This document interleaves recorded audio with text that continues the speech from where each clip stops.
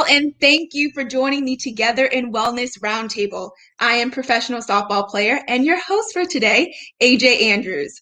This Wellness Roundtable is brought to you by PureWow and is comprised of 5 absolutely brilliant and just amazing women who are experts in the importance of holistic health and wellness.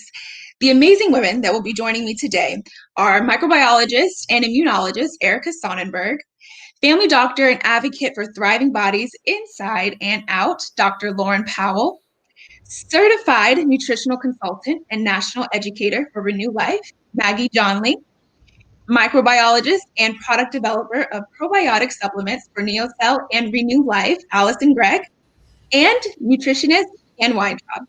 Thank you guys for all joining me today. Hi. Hi, thanks for having us. Yeah, it's great to be here. So excited. During this roundtable, we will be providing all of you with the 101 of how to reach and maintain, most important, how to maintain one's health as we all work towards our new routines for this 2021 year. There is no doubt that every single year we can expect to see new trends circulating. We've all been there wanting to jump on the new trends, try them out, and it's just like it's clockwork. As soon as the clock hits 12 on January 1st, that new me, new mentality comes to life as we search for new ways to complete our New Year's resolution. So if you have made getting healthy one of your resolutions, you are in for a treat today. Me being AJ Andrews, as I said earlier, professional softball player, I am absolutely elated to be talking to these absolutely brilliant women, as I'm always trying to find ways to improve my performance and recovery time off the softball field. Being a college athlete and living off of a college budget and having the luxuries of having a very young body, I would try to eat healthy, but really the extent of what I thought healthy eating was not eating cupcakes every other day. And so when I had surgery in 2017, that was when I really had the humbling experience of having to learn what true health was, as I was not able to control my body and its healing process. While trying to trust the process, I learned out that there are some ways I can help my body to heal faster. And that is when I began to really dive in and research more about how food and different products can truly have the power to help speed up my recovery and also help with my overall performance as an athlete and just overall longevity in life. And so for me, I am really excited to start off segment 1 talking about just that, nutrition. In this segment, we will be talking about nutrition and the impacts that it has on the body, why it is so important. And so I would love to start off by announcing and introducing everyone more to the women that will be joining me on this first conversation, and that is LeeAnn, Maggie, and Allison.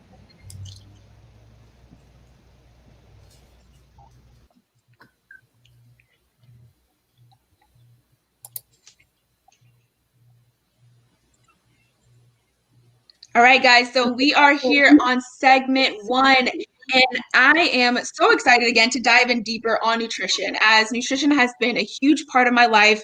Even though it didn't really become a huge part of my life until it had to, it certainly has now become something that I am keeping up. My first question is for you, LeeAnn. Why? Why is nutrition and nourishing the body so important? What does it affect? AJ, I can't think of one thing that's more significant for our health than good nutrition. The foods we choose to eat every day have such a big impact on the way we feel, the way our bodies function and heal down to the cellular level. So, this is something that we can do and really take action every day to improve our nutrition, make healthy food choices, and, make choices that are really going to build a good foundation for our health into the future. Building a good foundation for health. I feel like with anything that we start, especially in a new year, and anything that we want to continue to move forward, it all starts with having a great foundation. And what it sounds like from you is that health is that foundation that allows us to prosper, not just in our day-to-day lives of our bodies, but just how we feel overall, and especially our mentality moving forward. For all of you, I want to ask this question. It's so important to know because I feel like every year there's always a new food trend that takes the world by storm, something new that's like, oh, we have to try this. Oh, this is something that's really good that you never even think would be good for you. I want to know, and Maggie, I want to start with you. What is one food that we are just not going to stop hearing about in 2021? Well, it's kind of an oldie but a goodie, but this is one that I've been hearing for a while, and more recently too, is apple cider vinegar. There's a lot of emphasis on making sure you find one with the mother and that you use it on salads and maybe drink some in the morning every day. I'm hearing a lot about it. I don't know about you guys. Yeah, I'm hearing a lot about apple cider vinegar too. But the food that really stands out to me is beans and foods made from beans. And they seem so simple, and they're going to be marketed to us as, certain kinds of fancy beans. They're going to all the different colors and sizes, but they're really known for fiber, good plant protein. I think we're going to keep seeing a lot about beans, lots of foods made from beans. Apple cider vinegar, beans. Okay, I'm ready to hear what this next one's going to be. So I'm thinking beet greens. So I think we're all familiar with beets, that beautiful red color. But especially with people trying to be more sustainable and going with less waste, I don't think a lot of people realize that the thing that people cut off the top of the beet and throw away a lot of the times is super nutritious. I think even more nutritious than the beet itself. And so just food products that you would normally think of throwing away and trying to repurpose to bring more nutrients in. I see that's coming along, like a beet, bean, apple cider vinegar salad. Sounds good. Sounds like some things. I know for me, apple cider vinegar, I try to take it as much as possible, but the ACV shots in the morning, they can be quite, I don't know. Do you have anything that maybe is a little easier than having to down some apple cider vinegar? Lots of vegetables. I think they make gummies of it now. I think I've seen those.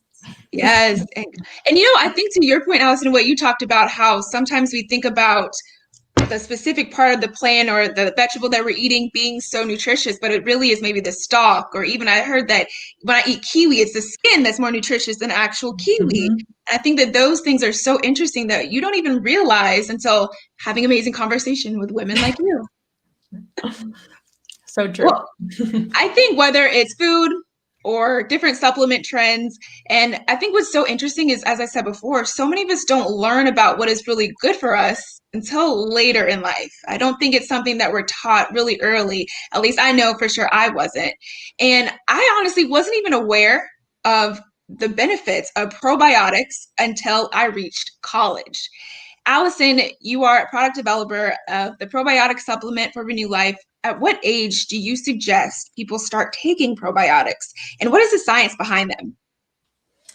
Okay, so I would say there's not one right age to start taking probiotics, but you can start to take them as early as infancy. And so babies are actually born without a microbiome. And we actually know that a huge component of mother's breast milk is composed of food specifically for the microbiome. And so you could take a probiotic supplement as early as infancy to support that natural process. And then as adults, women especially can benefit from taking a probiotic supplement, not only for digestion, but for vaginal health and urinary health as well. I know there's a lot of women out there who are dealing with issues in this area.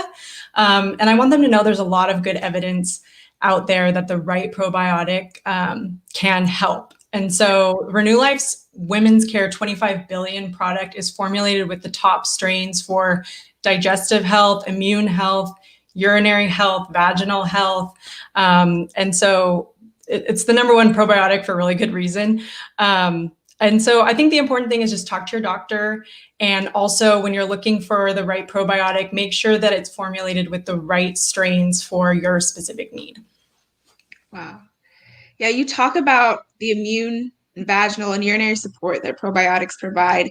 And I mentioned that earlier, in college was my first introduction to probiotics.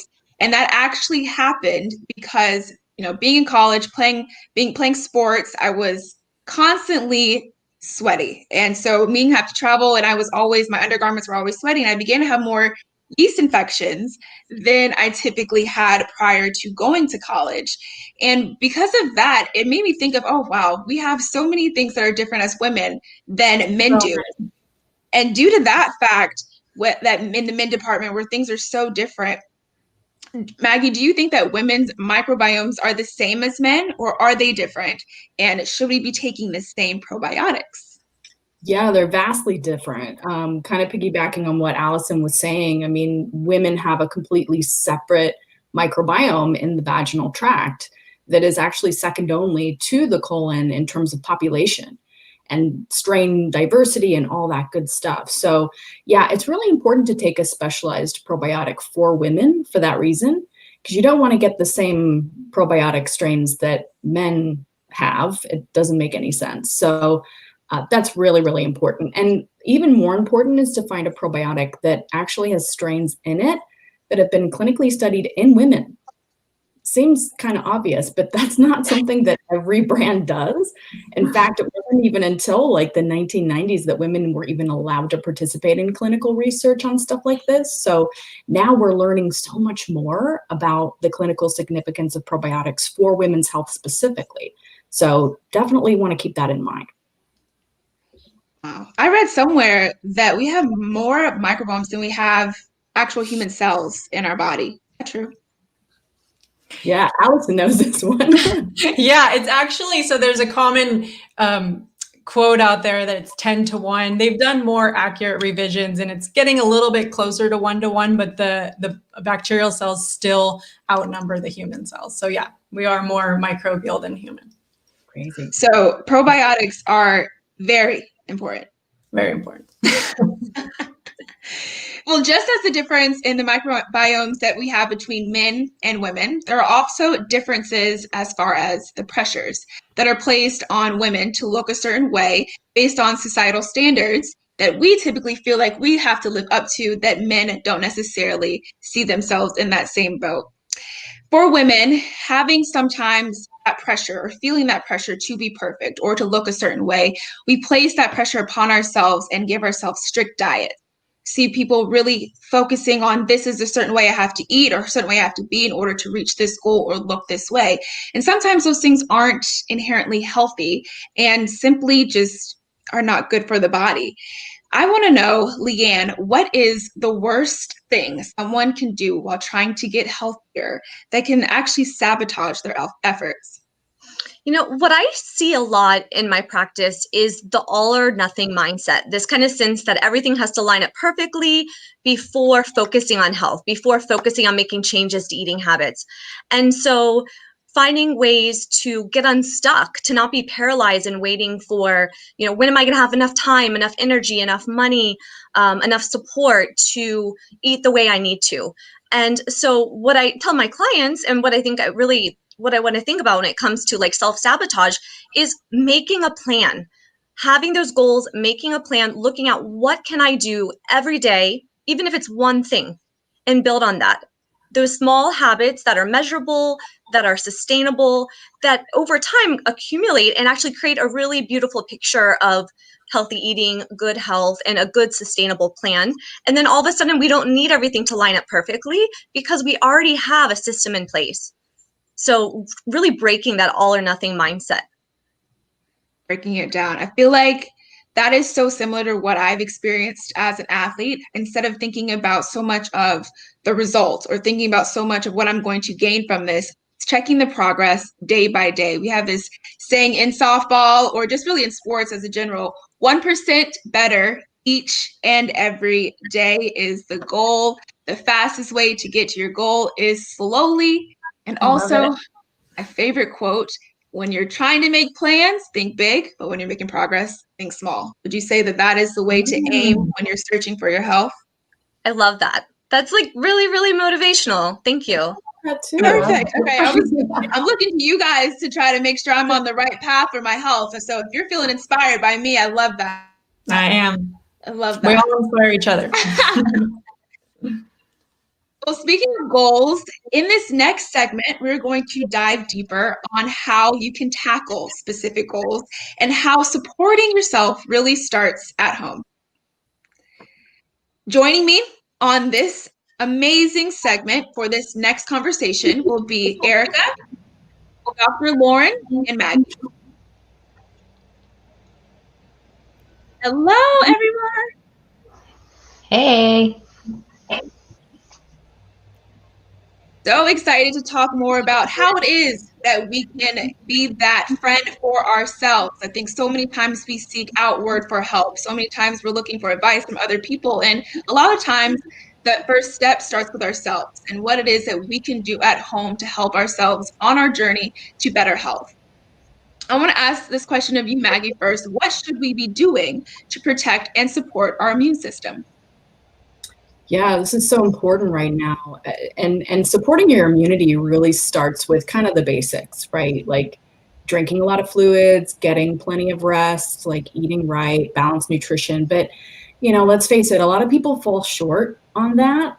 Even the best of us, we have our days, right? So it's really important to kind of give your immune system what it needs. And that means making sure that you're supporting with a lot of good supplements as well.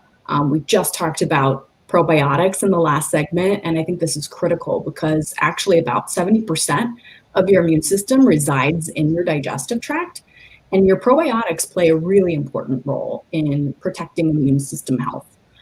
So beyond a probiotic daily, there's also that nutritional component. So filling in your nutritional gaps that you might not be getting from your diet. And again, we all fall short. We can't feel bad. We can only do so well every single day. So I really like a well-rounded multi, like Rainbow Light Women's One. It's just one tablet a day. It's non-GMO, and it's actually clinically proven absorption in certain nutrients, including the nutrients that I always think about for immune system support, like vitamin D and zinc. Oh, wow. Yeah, I think what's so fascinating as I continue on my health journey personally, one phrase I hear over and over again is how gut health is really equals your overall immune health. And I didn't realize, honestly, until now that it was because most of our immune system is in our gut. I had absolutely no idea why that phrase was a phrase until what you just said. It's a big deal. Yeah. I feel like I personally could write a book from an athlete's perspective just about how physical health contributes to mental health. And as an athlete, I can feel when my body is getting sluggish, that the food that I eat, how it contributes to my performance on the field, how it contributes to how refreshed I feel, or even just how focused I feel. And when I'm not in that zone or I don't feel focused, that really makes my confidence lack. Every single moment I get on the field and I don't feel like I am AJ, that's when anxiety begins to come and I begin to feel nervous once I hit the field. Dr. Lauren, I would love to hear from you about how it is that physical health really affects mental health. Right. So our physical health is directly related to our mental health and really vice versa. Our mental health affects our physical health. But if you don't feel well physically, there's no way that your mood or your behavior is going to be well.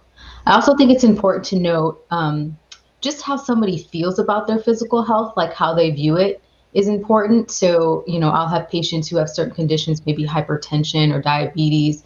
And, maybe they know someone in their family who had some negative health consequences as a result of those conditions. And so they're very anxious about their health. They're very worried about their health. And, even though their diseases may be well controlled, they're just so worried about it. And so now it's affecting their mental health.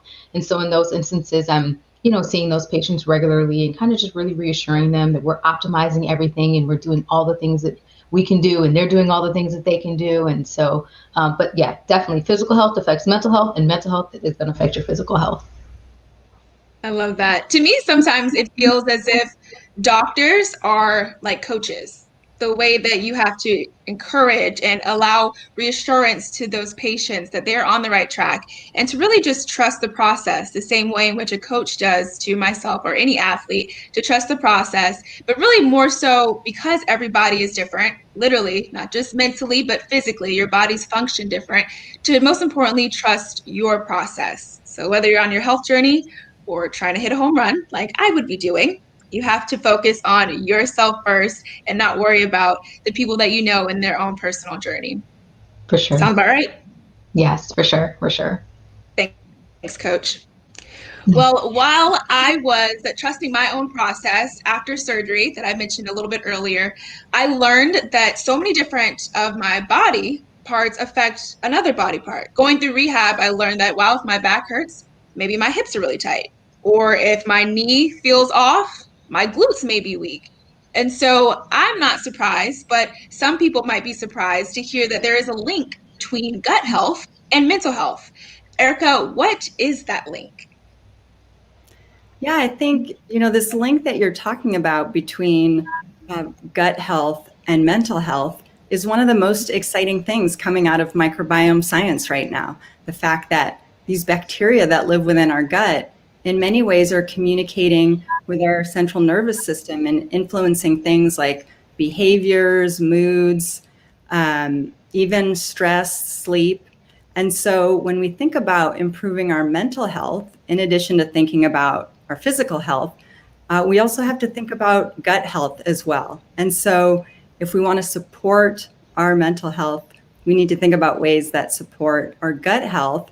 And these are things like, eating a diet that's rich in prebiotics. And I was so happy to hear LeeAnn talk about beans, because beans are one of these foods that are really rich in prebiotic fibers that can help support a healthy gut microbiome, and probiotics too, and things like probiotic supplements or probiotic organisms that would be found in fermented foods, things like yogurt or kombucha. Those can also support a healthy microbiome and lead to better mental health.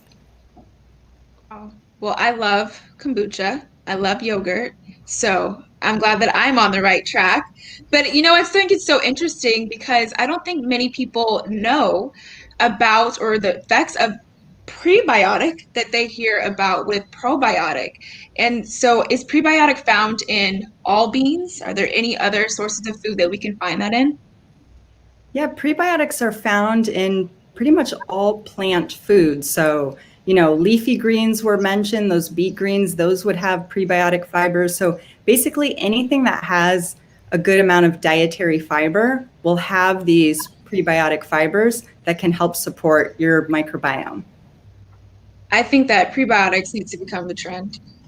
The new trend of 2021, prebiotics. But when I'm thinking about trends, one thing that I have really jumped onto is yoga. I drank the Kool-Aid and I am doing yoga at home every single morning. And I am just up for new suggestions for new trends that you guys may have or things that you find are your favorite things to do, fitness things to do at home. Erica, I would love to start with you and hear what your new fitness trend is. Well, recently I've started taking some online dance classes with my teenage daughters. And, it's great family time that I get to spend with my girls. But the thing that I've really enjoyed is it's, physically, good exercise, but keeping track of all the choreography and remembering all the moves that we're supposed to be doing, I feel like is also improving my my mental well-being too. So I feel like it's a whole mind-body thing, dancing. Yes, dancing is hard. We had to take a dance class, a ballet class, a bunch of stiff softball players going to do ballet. It was more mentally exhausting than physically exhausting, so I can only imagine. Maggie, how about you? Yeah, I have 2 left feet. That would be remarkably challenging for me to keep track of dance moves. So it's interesting you mentioned yoga, AJ. Like the balancing aspect has always really been attractive to me too. So I got myself one of these little balance boards. So even like at my desk at work, I can kind of like try to find balance and you're engaging your core, and it's tough to do to like actually find it, but it's pretty cool. You can do it at home even when you're working. And you're doing the one that's the full ball where it has just like the ring around it that you stand for your core. Yeah, it's called skill board, and it's a little bit more challenging than the typical balance boards, and it's a ball underneath. And yeah, I haven't mastered it quite yet, but it's a lot of fun. My kids love it, so it's a good time.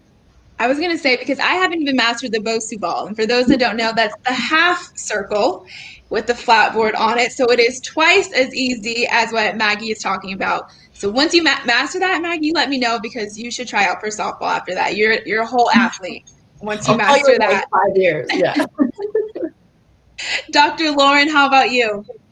I think it's funny you guys mentioned dance. I was actually a ballerina for like 16 years. So yeah, that's an amazing workout. But I've been loving my Peloton. I've been loving my Peloton. I'm so glad that I invested in it, about 1.5 years ago. But doing those workouts and, doing all the different things on the app, it's been like a game changer and lifesaver since we've had to quarantine. Peloton. I hear about it every other, I want to say week, but really day. Is it really as great as people make it out to be? I really like it. I mean, it's a great way to get a diverse home workout, because the app has all kind of workouts, right? You can not just do the bike, but you can do HIIT workouts and yoga and runs and all kinds of stuff. So to me, it's a great way to just get like a diverse workout. I still miss like being in person at the gym, but it's kind of doing the job for now. Amazing. And you still got it in the ballet department? You still got it? Every once in a while, I'll do a little jump and turn, make sure I still got it. Yeah. Awesome. The hardest part for me was getting on my ankles. Oh, I do not have ankle flexibility at all. So more power to you. We talked a little bit about physical health and the effects on mental health. And as Dr. Lauren talked to us about, it goes vice versa. So we're going to switch gears a little bit and go a little bit more in depth on how mental health actually affects one's physical and overall health. And joining me in this next segment to discuss this importance of mental health is going to be Maggie, Erica, and LeeAnn.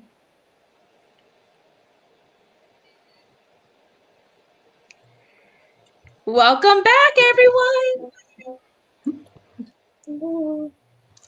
Well, I'm very excited to talk about mental health, as I feel like this is a very important topic to discuss. This is something over the years that you've seen more and more conversation regarding mental health.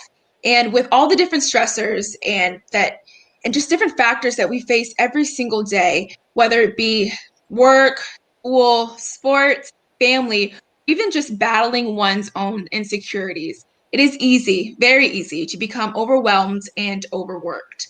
Maggie, what are some ways that we can find balance? Yeah, well, there's obviously so many different options. I mean, we just talked about how everyone has their own little fitness preferences. Same thing with balance and just sort of mental decompression. I find that I kind of like to engage in like rituals in the evening. I'm kind of like a routine person. So I like to mix up my Natural Calm magnesium drink, which is really important for me because I know I'm magnesium deficient, like over half of Americans today. And that can be really important for relaxing muscles. And I find I get a lot of muscle tension throughout the day. So that really relieves it. So I put on my PJs, I do my skincare routine, I pour my Natural Calm, a nice warm mug, and I just try to blow off some steam and just relax after a long day. Yeah, I think that when I'm trying to relax, whether it is just from sports or just the different stress that you have just with life, I absolutely love to meditate.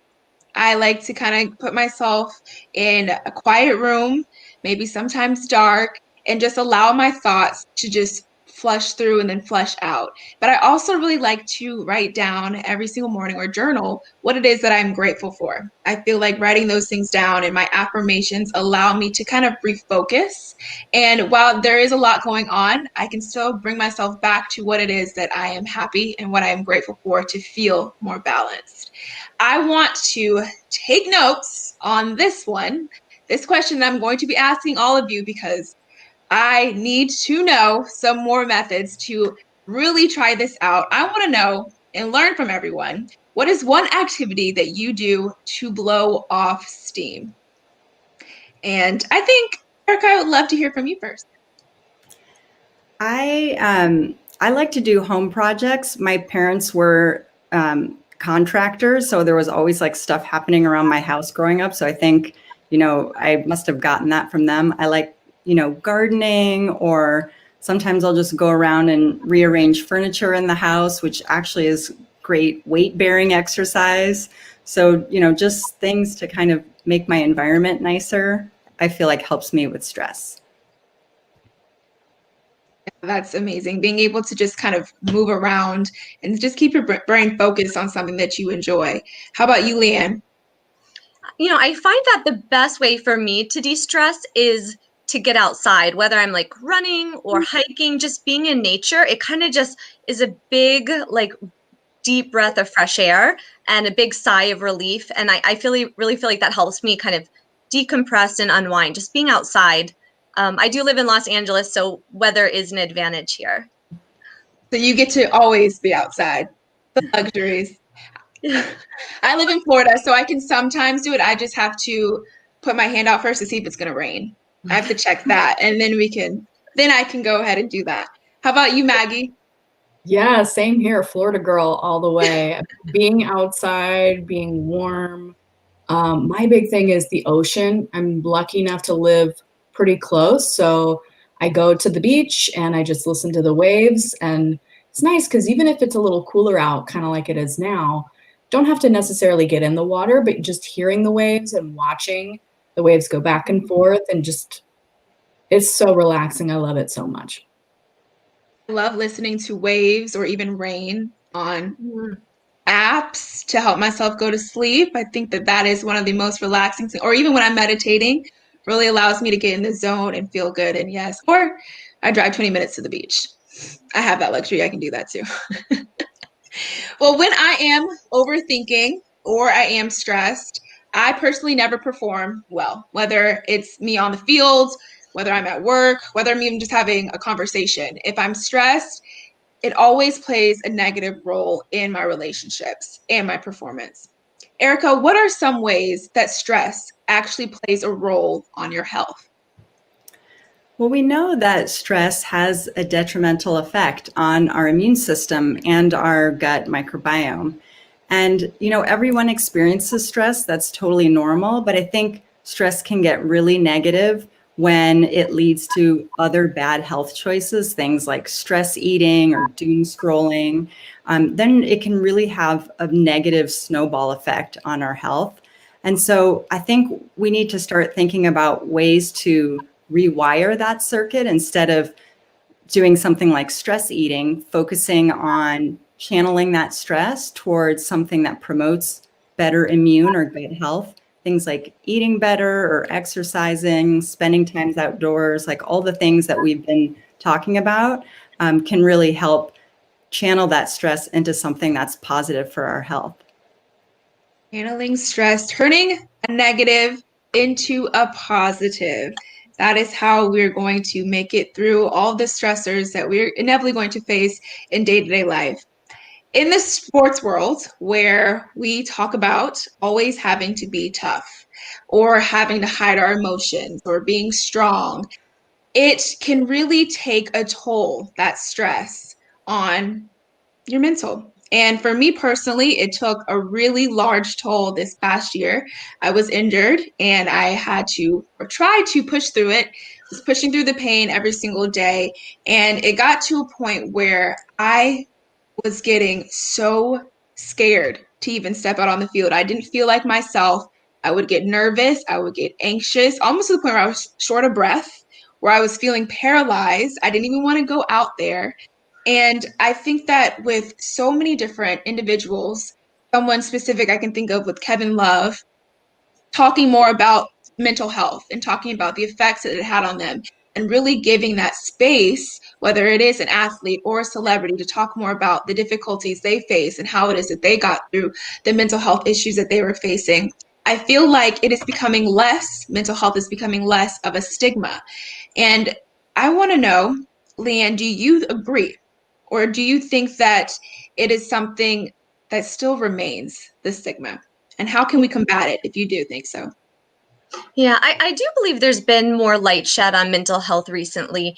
Leaders with a voice, like you mentioned, are sharing their stories and educating folks on mental health stigma. So just kind of getting the word out there. But there's there's more work to be done. At the same time, we have more work to do. We know that cultural factors impact views and behaviors on how people seek mental health treatment. So some people might have trouble accessing the care that they need. We need to continue to advocate for better access to mental health care services. And I really think that we should look at mental health care as healthcare. Well, look at mental health care as healthcare. What do you think it would take to begin to change those stigmas and change the way that kind of society views that?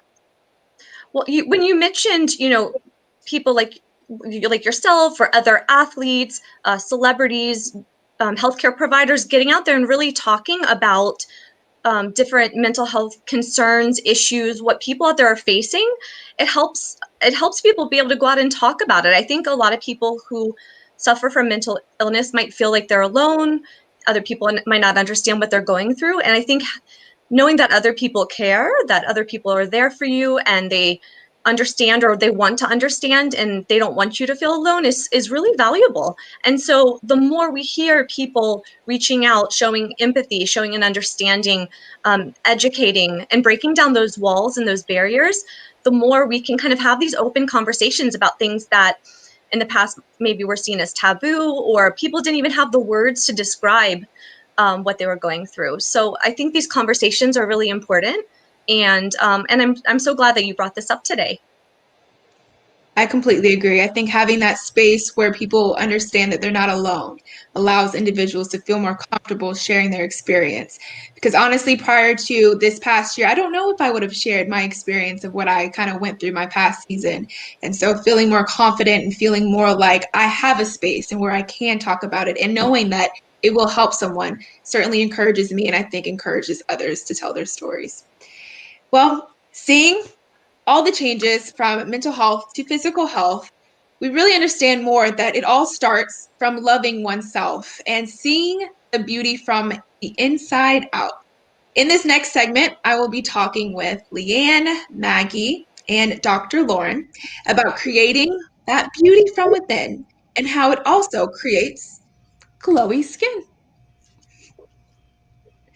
Welcome back, everyone. So excited to talk about beauty from within and learn more about how it is that what we consume really helps us shine on the outside.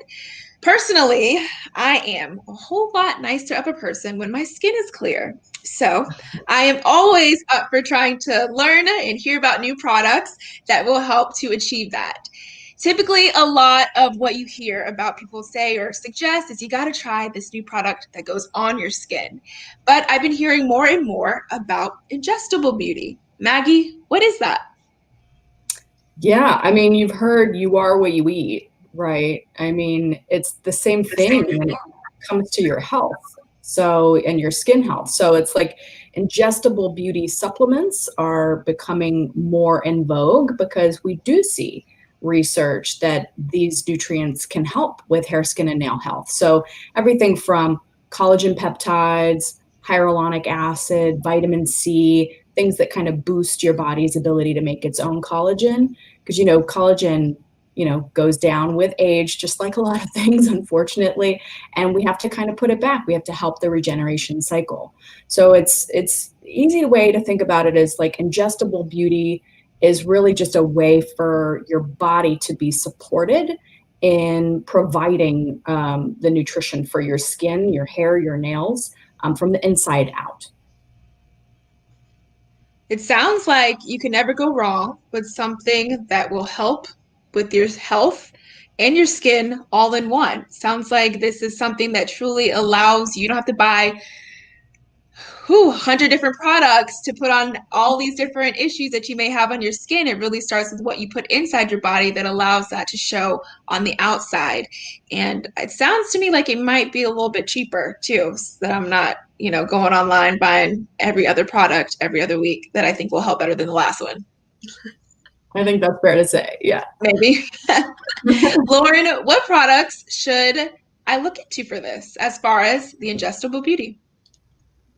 So, our skin is going to be our largest organ, right? So the same cells that make our skin are the same cells that make our hair and our nails. And so really what you eat is important. So consuming foods that have our nice healthy fats like avocados and nuts, and the salmon, things like that. Ingesting things that have collagen, like she said, like bone broth that I love, and vitamin C. Antioxidants like those. And so also found in the NeoCell Super Collagen tablets, or I like the gummies. And so that's another good way to get the vitamin C and collagen. Ooh, bone broth. So I can just eat a lot of soup and I will be able to have more and more collagen? Yeah, I mean, I consume bone broth like at least once a day. Oh, amazing. I honestly always took collagen for my joints and performance as an athlete without ever even realizing that that may be the culprit to one day attaining perfect skin. Yeah. Oh, It. I love that. And I play in the dirt, so I need as much help as I possibly can get to try to attain the perfect skin. Maggie, how does NeoCell replenish your natural beauty from the inside? What is the actual science behind it? Well, it's interesting. Well, first of all, you don't need any help with glow, AJ. I mean, look at you. Like, you're doing just fine. That's going to stick with me all week. I needed that one. But I mean, the way it kind of works is interesting. I mean, a lot of people don't realize that in order to be absorbed, collagen really needs to be digested. Like your body has to actually, assimilate it, absorb it, versus like topical products, which only help the area to which it's applied, right? So, studies have shown that consuming collagen helps to boost collagen production in the body. Then you add things like hyaluronic acid, which holds 1,000 times its weight in water and supports skin hydration. That plus vitamin C, which also helps everything. So skin hydration, skin suppleness, like that dewy, like, glowy look that we're talking about. Those are some of the things that happen when you consume collagen and some of the nutrients like vitamin C that actually help your body to make collagen on its own. Not to mention stuff like biotin, which is known to help strengthen hair and nails as well. You gave such amazing information that I really just basically understand that I need to take the collagen morning, afternoon, night, and then maybe like lunch, just plug it in as much as I possibly can. Is there too much? Can you have too much? Is that possible? I mean, I think that you, of course, can overdo it. I mean, collagen is a protein. LeeAnn will tell you only need so much protein in a day. But I think it's really great. You mentioned like all the different ways you can get this type of stuff, like collagen supplements with added benefits, and take it in a gummy, take it in a tablet, taking it in a powder or a chew. There's any number of ways you can do it. What I like to do is just dump a scoop in my coffee and I'm done. Like, couldn't get any easier than that. Yes, I put the collagen in my protein shakes. I typically only took my protein shakes after a workout, but after listening to you speak, I think I may take a protein shake at least three times a day or so. With all of this amazing information, I feel like I may never have to put makeup on again. But what is one makeup product that you are leaving in 2020? Maggie, I'll start with you. Yeah, I'm not a big makeup aficionado, I'll tell you. But my daughter, she's 13, she is big into this world. And she tells me that toner is so 2020. She said you don't need toner. It can dry out your skin and actually cause some trouble if you have skin issues, which I didn't realize. So not going to use that anymore. Toner out, collagen, more collagen in. Yeah, NeoCell collagen in, toner out. Dr. Lauren, how about you? So I'm ditching my eyebrow pencil. I got my eyebrows microbladed, and because I just want to wake up with eyebrows, and I'm just like, is that too much to ask? And just have eyebrows when I wake up in the morning. So I pulled the trigger and got my eyebrows microbladed in 2021. So no more pencil. Oh my gosh. When I tell you, if there's one thing that will make me feel complete every day is my eyebrows looking perfect. So I completely understand the microblade. It's worth it. It's worth itching the Yeah, pencil. for sure. I was a little nervous because, I mean, it's kind of like permanent and you don't want to like, end up looking kind of crazy, but oh my God, I was so happy. They look great. Well, you look Thanks. great. Yeah, I would say it looks like it was worth it. You look beautiful. After hearing all of the amazing effects from ingestible beauty, LeeAnn, why do so many people still focus on topical products, but not look from the inside out? How can we get the products that we ingest to help us and affect our overall look and wellness? Yeah. Well, we're human. We want a quick fix. We're not always patient. We want the results now. And I think that topical products feel like they can kind of give an immediate result. And when it comes to maybe nourishing ourselves from within, we have to be more patient. We have to have a little bit of faith that what we're investing in is going to give us results in the long run. But as a dietitian, I really see that what we put into our bodies, the good nutrient dense foods, are like such a better investment than the topical products, than the makeups and creams and all of that, because not only are these foods going to help us be healthy and have glowing skin, but we're going to have more energy and just feel better. And when somebody feels good, they look good. These two things go hand in hand. So not that there's anything wrong with the topical products, but I think having that investment in ourselves to eat the nutrient-dense foods, get the hydration that we need to feel good and to look good. Look good, feel good, play good. I don't know if you've ever heard that phrase, but that is my favorite one when I step out on the field. You gotta look good, you gotta feel good in order to play good. And eyebrows are step number one, Dr. Lauren. I always make sure the eyebrows are fleeky. You also say that? On fleek? I don't know. Critical. I want to bring everyone back in for this wonderful final question. And when we talk so much about wellness and our mental health, physical health, and how everything really contributes to each other. I want to know, what is everyone's wellness mantra for 2021 that's going to allow you to keep pushing forward on all of your mental, physical, and immunal health? And I want to start with Erica. I think my mantra this year is going to be a little goes a long way. I think, there can be a lot of pressure at the beginning of the year to like do a complete revamp, but I'm going to focus on small things that I know are attainable and can lead to a better effect. So things like, instead of having a soda, focusing on drinking water, taking breaks from my computer and stretching every little bit so I don't get, that kind of hunchy computer back thing going. These things to me are big wins, and I think that they can be really motivating if we think about the little things as big wins and build on those to create overall better, healthier habits. Amazing. How about you, Maggie?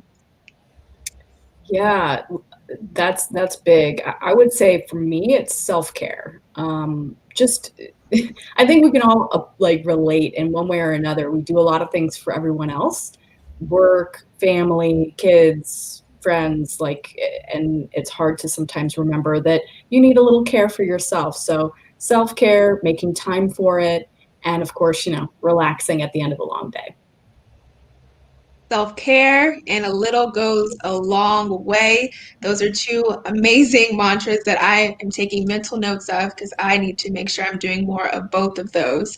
How about you, Allison? So my wellness mantra is respect the cycle.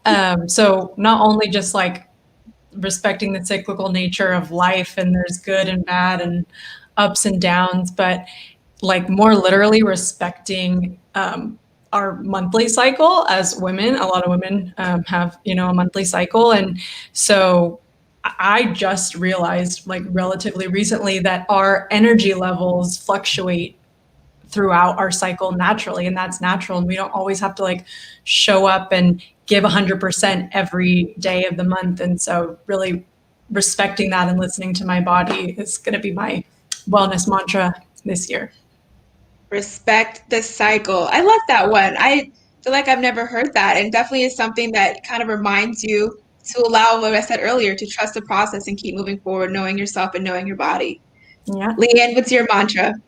My New Year wellness mantra is live your dream. And I really connect with this because it helps me kind of feel it, like connect to my sense of gratitude, and also helps me kind of remember where I've come from and keeps me focused on where I'm going. I think sometimes it's easy to get caught up in just the busyness of life. So remembering like where were our dreams and where are your dreams taking you moving forward? So kind of embodying that feeling of living my dreams every day, waking up and choosing to really connect that feeling of gratitude and purpose that I have in like the dreams and goals I set for myself. I love that. That is definitely applying affirmations every single day is a part of every morning routine that I have. And I think it's so interesting when you talk about live your dream, because sometimes we are looking to the next goal and to the next goal that we don't realize all the things that we've already achieved. So realizing that every single day what you're grateful for and living your dream is something that's really important and something I would like to also continue on. Dr. Lauren, what is your mantra? So I've been saying to myself to make health decisions as a person who's already achieved the health goal. So for me, it's, sometimes you don't want to work out. Sometimes you want to go through the drive-through and you don't want to go home and cook something. But as someone who's already achieved optimal health, which is my goal, what decision would that person make? That person would cook their food. That person would go for a run even if they don't feel like it. So just encouraging myself to make decisions as the person that I ideally desire to be. That is a good one, because there are a lot of days when I just do not feel like going to the gym. And I have to convince myself, AJ, what would AJ do that is the best that she can be? She would be getting up and going to the gym. That's absolutely amazing. I love hearing all of your mantras and listening to all of the insight that you all shared. That truly, I feel like I learned so much more about how it is that I can prepare my body as an athlete, but also just as my day-to-day human that wants to live a longer and healthier life. I think that this, honestly, without a doubt, has been one of the most informative panel discussions that I have ever been a part of. And I certainly learned so much more about health and wellness today, and health and wellness in all forms. These are the type of conversations that I wish I personally was able to have when I was younger. And today we discuss nutrition, mental health, how to support oneself at home, and the fact that beauty truly starts from within. It is not just a metaphor, but it is also a reality. This was a great way to kick off the new year, learning about all the ways to improve one's health. We all know that January 1st is just a practice month in the new year. So if you haven't kept up with your Get Healthy resolutions and you were inspired after listening to these absolutely phenomenal women, just know that February, we're going to make February 1st the time that you're going to start this healthier and just overall better you. Thank you so much for joining me on this panel, Erica, Maggie, Allison, LeeAnn, and Dr. Lauren. Again, I learned so much from you all and really enjoyed listening to everything that you had to say. And thank you, all of you that tuned in today to the Together in Wellness Roundtable. Stay healthy and good night. Bye.